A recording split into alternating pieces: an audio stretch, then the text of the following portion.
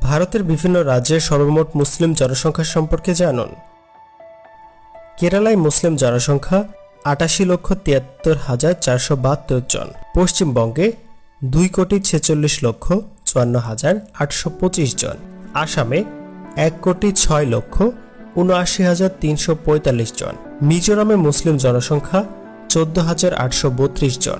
সিকিমে 9,867 জন। পাঞ্জাবে 5,35,489 জন। অরুণাচল প্রদেশে 27,045 জন। ছত্তিশগড়ে 5,14,998 জন।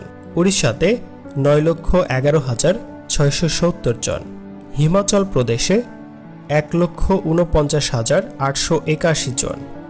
নাগাল্যান্ডে 48,963 জন। দাদরা নগর হাভেলিতে 12,922 জন।